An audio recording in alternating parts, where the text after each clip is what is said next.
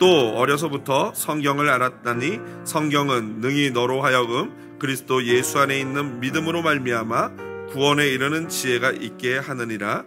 모든 성경은 하나님의 감동으로 된 것으로 교훈과 책망과 바르게 함과 의로 교육하기에 유익하니 이는 하나님의 사람으로 온전하게 하며 모든 선한 일을 행할 능력을 갖추게 하려 함이라. 아멘. 오늘 본문 말씀 디모데후서 말씀 가지고요, 하나님의 사람으로 온전케 되는 길이라는 제목으로 최호김 목사님 말씀 전해주시겠습니다. 우리 목사님 나오실 때 크게 박수로 환영하겠습니다. 할렐루야. 네, 소개받은 최호김 목사고요. 한국에서 왔고 용인 만납교회 목회하고 있습니다. 오늘 여러분들 만나게 돼서 너무 반갑고 또 이렇게 설교할 수 있는 기회를 주셔서 너무 감사하고 영광스럽게 생각합니다. 2019년에 미국에 오고 3년 만에 왔는데 3년 사이에 미국이 많이 바뀌었어요. 여러분들은 살고 계셔서 잘 못 느끼시죠?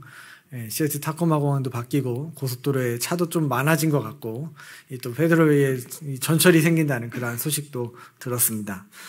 시간이 지나면서 이렇게 세상도 바뀌고 변해가고 새로워지고 있는데 우리가 한번 이렇게 생각을 해봤으면 좋겠어요.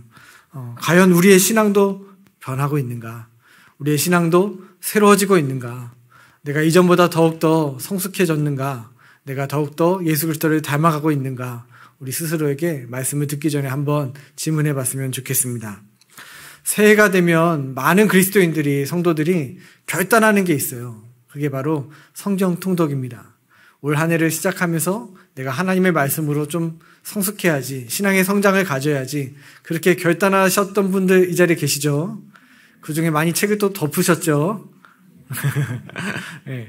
우리가 성경 읽기를 많이 결단하고 이렇게 하나님 앞에 이렇게 말씀대로 좀 살고자 노력을 하는데, 저는 오늘 왜 우리가 하나님의 말씀을 읽어야 되는지, 또 이 말씀을 읽을 때 우리에게는 어떠한 유익이 있는지, 이러한 주제를 가지고 여러분들과 말씀을 나누고자 합니다. 여러분, 그리스도인들은 왜 성경을 읽고 묵상합니까? 도대체 우리가 갖고 있는 이 성경이 어떠한 책이기에 우리가 결단을 하면서까지, 새해가 되면 올 한 해는 내가 통독을 해야지, 그러한 결단을 하면서까지 이 말씀을 읽는 것입니까? 세상에 책이 참 많잖아요. 작년에 2021년에 한국에서 베스트셀러 1위, 사람들에게 가장 많이 읽혀졌던 책은 한 정치인이 쓴 자서전이었고요. 2위, 별로 안 궁금해 하시네요. 네. 2위는 자녀 양육에 대한, 어떻게 우리 자녀를 잘 기를 수 있는지. 3위는 당연히 이제 돈, 투자, 부동산, 주식, 이러한 주제를 갖고 있던 책이었습니다. 그러니까 세상의 사람들은요, 믿지 않는 사람들은 어떻게 하면 더 풍요로운 삶을 살 수 있는지, 어떻게 하면 내가 더 이 땅에서 잘 먹고 잘 살며 행복할 수 있는지, 거기에 관심이 많은 것 같아요. 그래서 더 핫한 것들, 더 트렌드한 것들, 나에게 지식을 채워주고 나를 좀 이렇게 풍요롭게 해줄 수 있는 것들, 그런 것들을 읽고 있습니다. 그런데 이상하죠.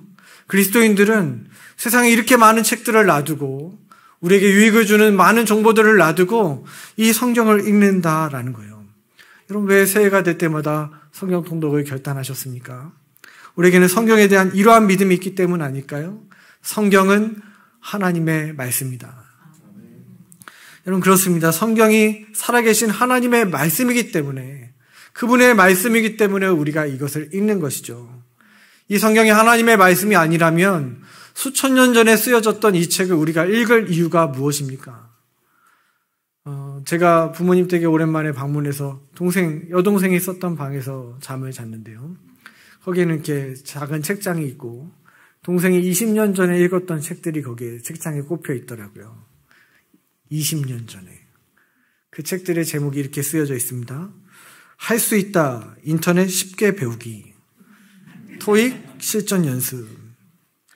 근데 여러분, 20년이 지난 지금은 이런 책들 읽어요? 아니, 잘 찾지 않습니다. 제 아들이 7살, 둘째가 7살인데요. 인터넷 쉽게 배우기 책 읽어본 적 없어요. 그런데 혼자 스마트폰으로 자기가 검색하고 싶은 거 다 알아서 검색합니다. 여러분, 20년만 지나도 세상의 지식이라는 것이 변화되고 있는 이 세상을 따라잡을 수가 없어요. 그런데 성경은 아무리 작게 잡아봐도 몇 년이 지난 책이에요? 2000년이 지난 책이잖아요. 2000년이라는 시간이 흘렀고 그 사이에 시대가 바뀌어도 수십 번은 바뀌었을 텐데, 아니 수백 번은 바뀌었을 텐데, 단지 이 책이 성경이 지식을 갖고 있는 책이라면 박물관에 전시되는 것 그 이상도 그 이하도 아닐 것입니다. 그런데 이 성경은 수천 년이 지나도 시대를 넘어서 민족을 넘어서 수많은 사람들에게 읽혀지고 또 읽혀지는 것은 이 책이 살아있는 하나님의 말씀이기 때문에 그렇습니다. 아마 어떤 분은 이렇게 생각하실지 모르겠습니다. 혹시 이 가운데 신앙생활을 처음 시작하시는 분이 계시다면 이런 생각도 가능하겠죠. 하나님께서 이 책을 직접 쓴 것도 아닌데 이게 왜 하나님의 말씀입니까? 맞습니다. 성경은 하나님이 직접 쓴 책이 아닙니다. 어느 날 하늘에서 뚝 하고 떨어진 것도 아니에요. 이 성경을 기록한 것은 이 땅의 사람들이죠. 성경은 1600년에 걸쳐서 40명의 그 저자들에 의해서 기록되어졌다고 합니다. 그렇다면 사람의 손에 의해서 쓰여진 이 책을 우리는 도대체 왜 믿음으로 이것이 하나님의 말씀이다 라고 고백하고 있습니까? 그 이유를 우리가 좀 먼저 살펴보길 원하는데요. 첫째, 이 성경이 성령의 감동으로 쓰여졌기 때문에 그렇습니다. 베드로 후서 1장 20절, 21절 말씀 우리 같이 한번 읽겠습니다. 시작. 먼저 알 것은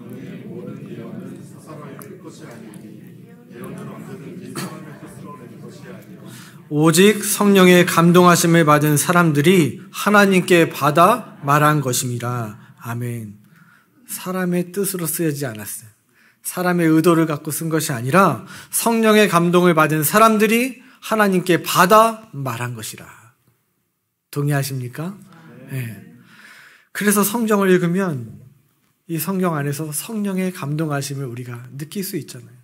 이 책을 읽다가 문자를 읽는데 왜 눈물이 납니까? 이 책을 읽는데 왜 감격스럽습니까? 이 책을 읽는데 왜 힘이 납니까? 왜 기쁩니까? 성령께서 쓰셨기 때문에 그래요. 그래서 세상의 책들은 한두 번 읽으면 지루해서 읽을 수가 없어요. 세계 명작이라 하더라도 많이 봐야 두세 번 보는 거 아니에요? 그런데 이 성경은 읽을 때마다 새롭습니다. 창세기의 아브라함, 이삭, 야곱의 이야기를 우리가 수십 번도 넘게 읽고 들었잖아요. 그런데 읽을 때마다 늘 우리에게 감동이 옅어지는 것이 아니라 새롭게 되는 것은 이 성경이 하나님의 말씀, 성령의 감동으로 쓰여졌기 때문인 줄로 믿습니다.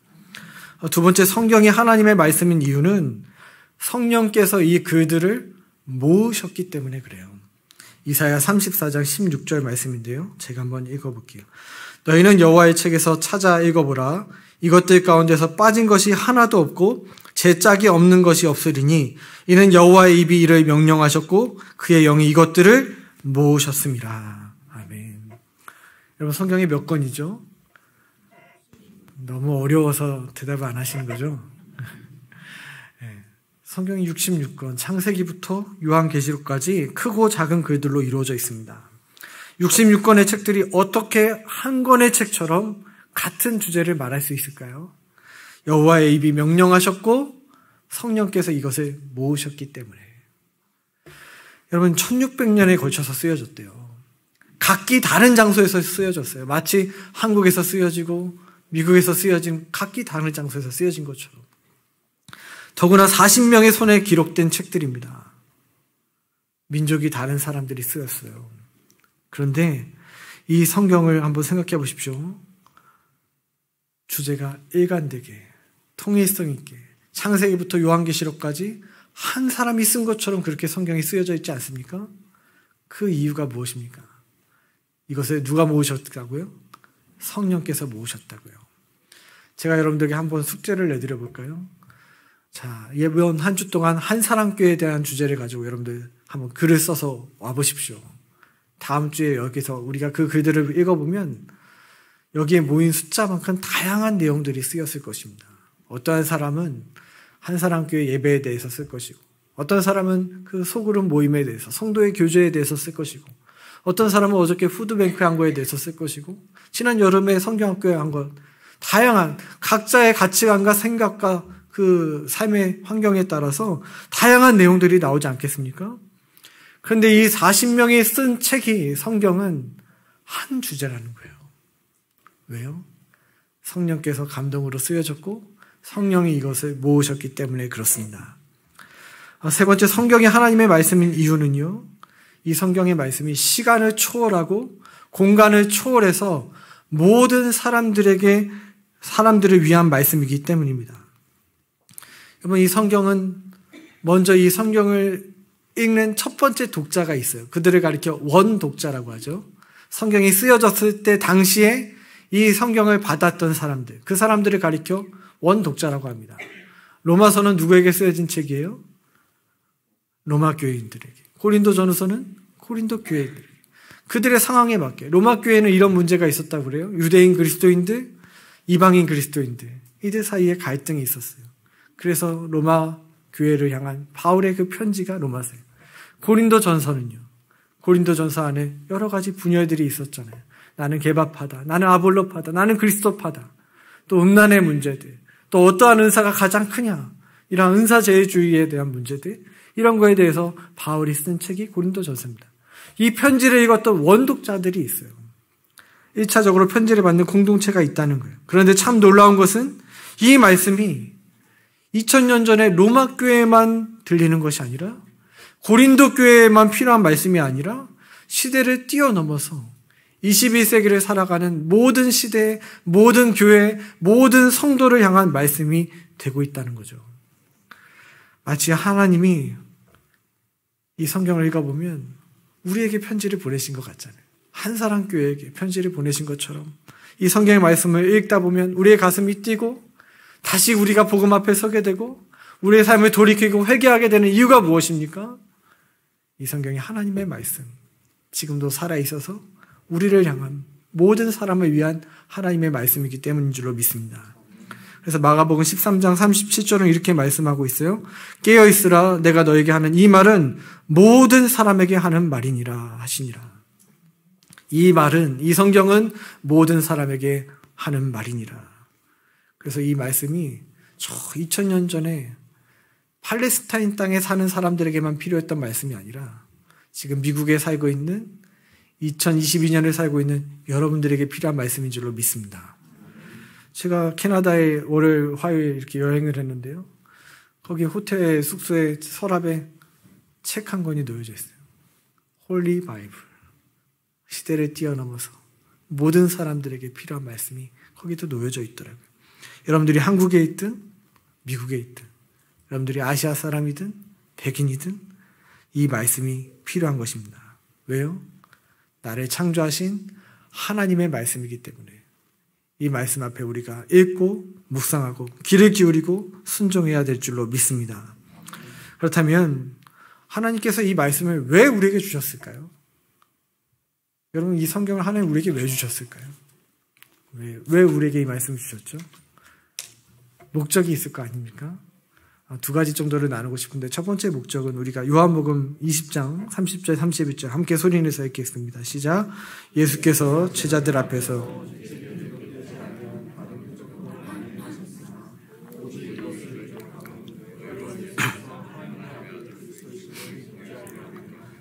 또 너희로 믿고 그 이름을 힘입어 생명을 얻게 하려 함이니라. 아멘.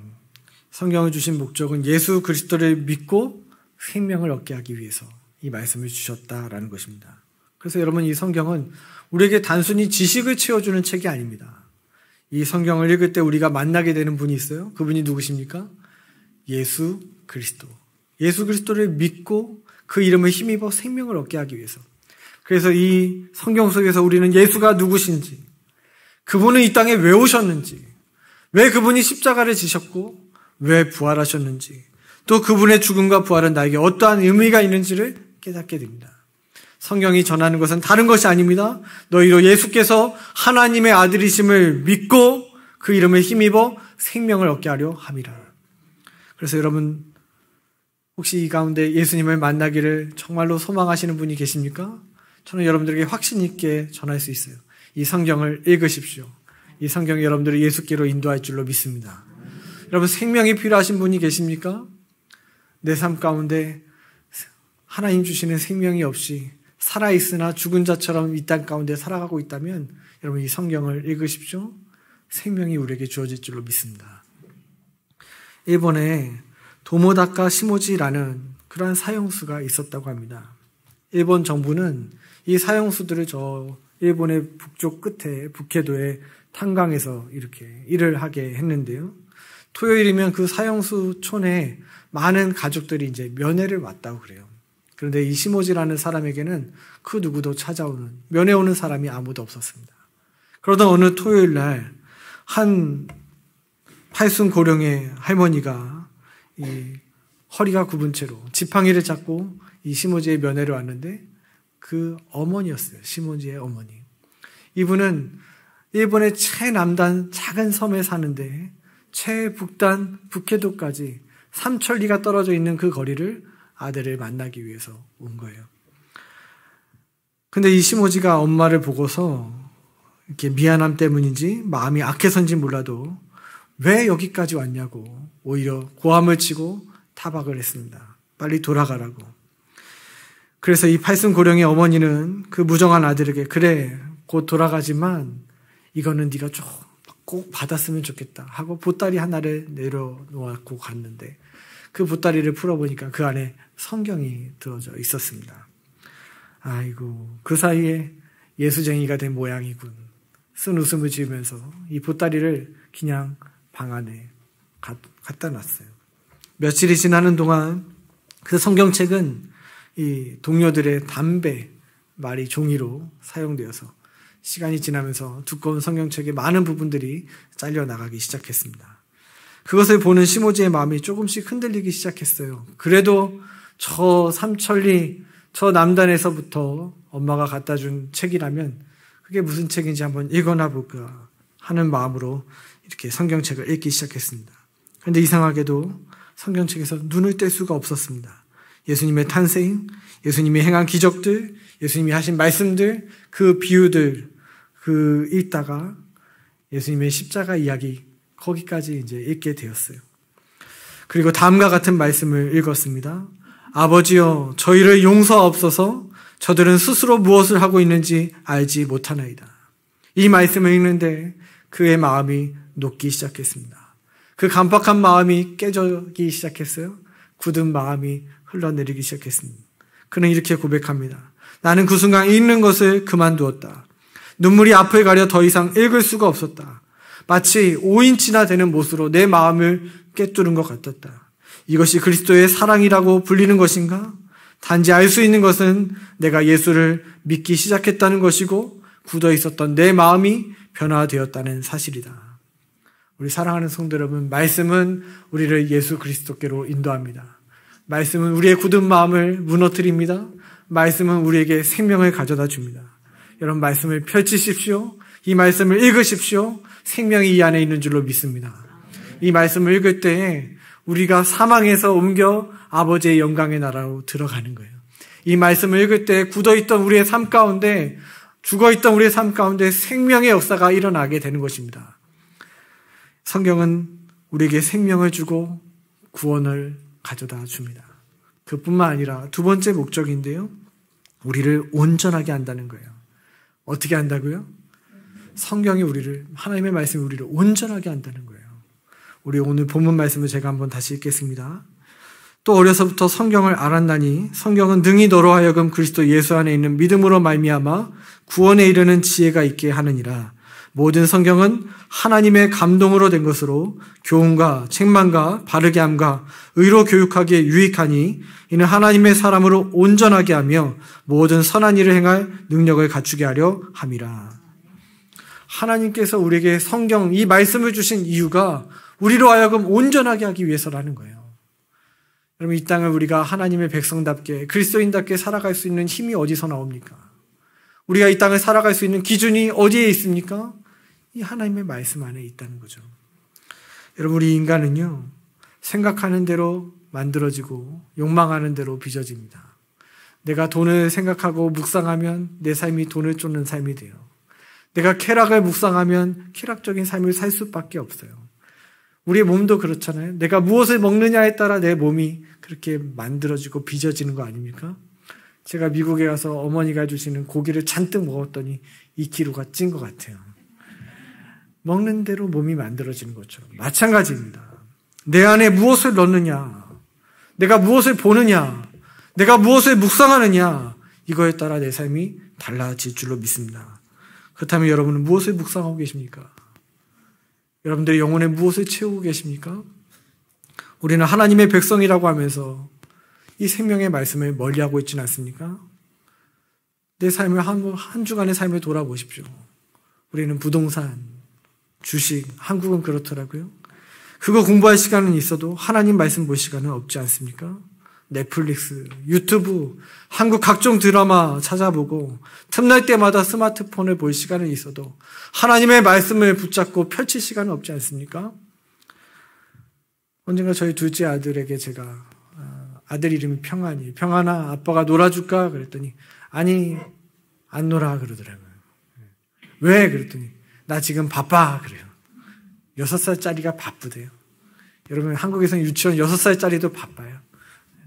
엄마 아빠랑 놀 시간이 없대요. 근데 그 모습이 하나님의 말씀 앞에서 우리의 모습이더라고요. 하나님은요, 늘 우리와 교제하고 싶어서, 늘 우리와 이 말씀으로 대화하고 싶어서 우리에게 찾아오시는데, 아담아, 내가 어디 있느냐? 오늘도 우리에게 우리의 이름을 부르시면서, 혹이나 너가 어디 있느냐? 우리의 삶 가운데 찾아오시는데, 하나님 저 지금 바빠요. 한가롭게 교제할 시간 없어요. 그게 우리의 모습 아닙니까? 예수님은 사람이 떡으로만 사는 것이 아니라 여호와의 입에서 나오는 모든 말씀으로 산다고 하셨는데, 우리는 말씀이 아니라 떡으로 사는 존재, 떡을 위해 사는 존재가 되어 있지는 않습니까? 오늘날 많은 그리스도인들이 하나님과 교제 없이 그렇게 신앙생활을 합니다. 교회를 왔다 갔다만 다니지 하나님과 말씀으로 교제하지 않아요.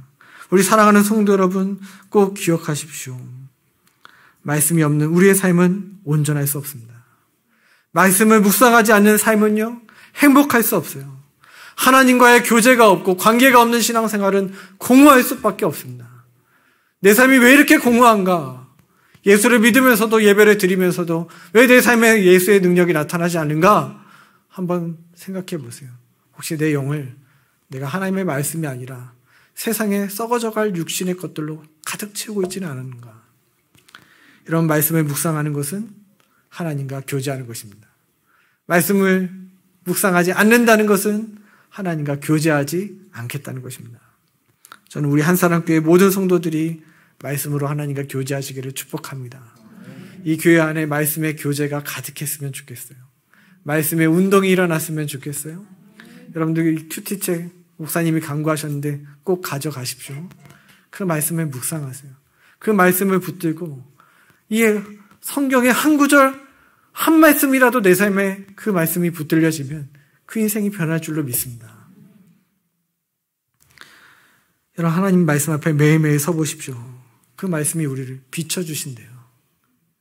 그래서 히브리서 말씀은 우리에게 이렇게 이야기하고 있습니다. 하나님의 말씀은 살아있고 활력이 있어 좌우의 날선 어떤 검보다도 예리하여 혼과 영과 및 관절과 골수를 찔러 쪼개기까지 하며 또 마음의 생각과 뜻을 판단하나니 지으신 것이 하나도 그 앞에 나타나지 않음이 없고 우리의 결산을 받으실 이의 눈앞에 만물이 벌거벗은 것 같이 드러나느니라. 하나님의 말씀은 우리를 쪼개고 우리의 속의 문제를 다 드러내세요. 우리 안에 더러운 것들, 우리 안에 연약한 것들, 우리 안에 죄가 가득한 것들 다 드러내서 해부하고 치료하고 회복하는 능력이 있는 줄로 믿습니다. 그래서 하나님의 말씀을 묵상할 때 하나님이 내 삶의 하나님이 되시고 나는 그분의 피조물이 되는 거예요.